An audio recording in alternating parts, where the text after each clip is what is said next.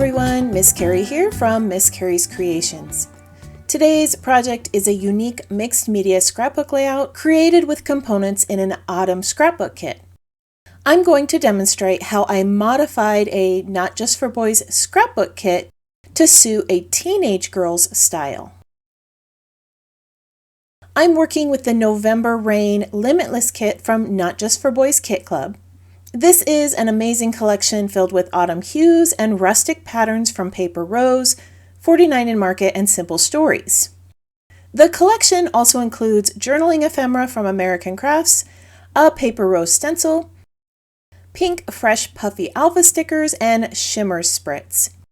As I create the page, I'll bring in a few additional supplies, and I'll list those in the description below, along with a link to this kit. I chose this white wood grain for my background. This has a great pattern and texture that will pair well with the mixed media I plan to add. The photos I have here were taken in the summer of a young girl preparing for her hip-hop production. As you saw, that November Rain kit has more masculine elements with a fall vibe, but I plan to use these pieces to record a summer memory instead. I have already started to lay out the pattern papers I chose and put the photos in place so that I can mark the space where I want to use the stencil from the kit. The layout is going to have a bit of an edgy or worn look, so the large circle design is going to be a nice addition, and it will be used to create a frame around the photos. I'm using black opaque paste for the designs. The black is similar in color to the design on the wood grain, and it matches the clothes she's wearing. In the center of the page, there is a sample of this paste because I wanted to see how opaque it was and what it would look like if I used a thinner layer of paste.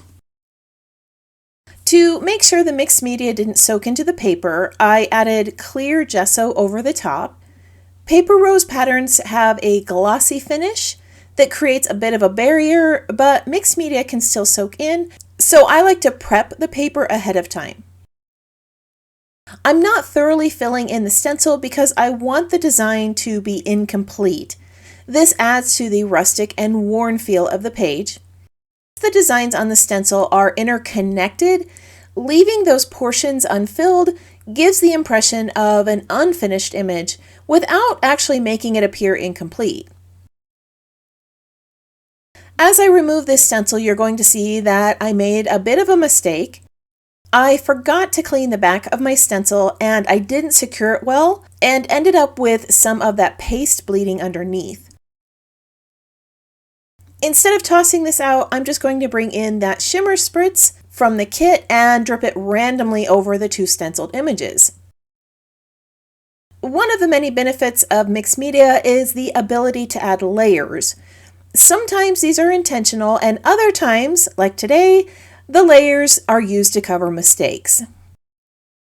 This Spritz is a beautiful Rockefeller blue from Shimmerz Paints. Even though I hadn't planned for it, this adds a little pop of color to the page. To add to the worn, edgy feel, I'm tearing the sides of this white wood grain. Typically, I would use a water brush to make the tearing more manageable. However, due to the gesso and the glossy finish of the paper, the water's not effective. Instead, I'm going to fight my OCD and tear the edges randomly and hope that I don't mess up too much. After tearing the edges, I'm using a water brush to moisten the exposed areas and simplify the rolling process. The reverse side of this pattern has a charming blue brick that will appear on the page's front side once the edges are rolled. This matches the blue paint droplets and creates a fabulous frame around the edges. I have finished tearing and rolling those edges, and this turned out so much better than I hoped. This is adhered to the center of this darker wood grain using liquid adhesive. I have discovered that Paper Rose's glossy surfaces adhere better together with glue. Alright, I'm going to add all of those pattern papers and embellishments to the page. To match the other worn elements on my page, I'm adding ink around the edges of my papers. This dark espresso color is similar to the color of the wood grain around the page. Adding darker ink, torn edges, and distressing is a simple way to make more playful patterns, like this leaf one, appear more edgy or aged. It's also a great way to make those whites appear less bright and change the clean look of the pattern papers. The design I'm creating can be used for boys or girls. You can change the print of the paper, add more texture to the edges, bring in some stitching, or omit the distressed look of the ink. I do plan on adding stitching to the page, so I'm adhering those to product strips with glue. Any double-sided adhesive, like a tape runner, gums up the sewing machine, so I avoid using it when I plan on using the sewing machine. Off camera, I completed the finishing touches on my page. With the sewing machine, I added decorative stitches here and here. Around the photos, I added distressing with some ink. Now, it's important to let the ink dry completely on that photo paper so that you avoid smudging. The papers in the November Rain kit have natural textures, playful prints, and artful patterns. Most of these give off more of a masculine feel and have autumn hues. These photos are neither masculine nor were they taken in the fall, so I chose patterns that match the personality of the girl instead of the season. The Farmstead Harvest Embellishment Kit has a clean fall aesthetic, so I need to find a way to make these elements match the rest of the page. To achieve this, I'm going to incorporate some blue elements and add some ink and distressing to each of these. On the right, I added some more vertical pieces with this flag. It is cut into two parts so that I could place one at the top and one at the bottom. Since the subject in the photo is wearing black, I am able to incorporate a few more colors, but I can't go too crazy with fall hues. The leaf and floral pattern has some blue, tan, red, and orange, so I'm going to select pieces that are compatible with these hues and complement the patterns I already added. To frame the photos, I am adding 3 tags above. These have some of the espresso ink added to the edges, and they've been cut down to fit behind the photo. Orange is a great contrast to blue, but it is a dynamic color that can quickly dominate a page. I am using it sparingly because it's often a traditional fall color, but I have used it for fun summer designs also. I don't want to bring in too many fall-themed pieces, so I'm going to try to stick to mostly black or blue pieces and a few florals.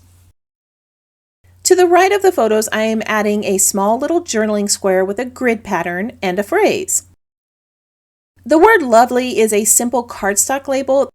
I have layered this over a floral tag, which matches that pattern right up here. Both of these have blue, red, and orange hues that match some of the prints on the page. The last item I want to add is a title. I want to bring in more of the gold that's on the tag with this vellum phrase, but I'm struggling to find a place to lay this. The prints on this page are rather large and bold, and they're showing through the vellum. I'm going to take a little time to find something in the kit that will work for a title. So I'm going to go off camera, finish up the page, and then I'll show you what I selected. Here is the finished design that I created with the November Rain kit. After some trial and error, I decided against the gold vellum title. Instead, I opted for a small banner that reads, "I love you," which completes a phrase with the word lovely. It's a subtle yet charming title that brings in a small amount of that orange, like the tag.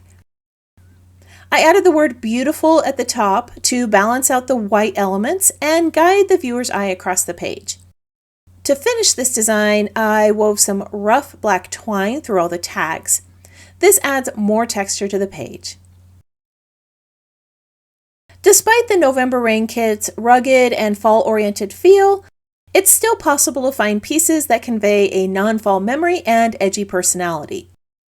don't feel limited to autumn photos only.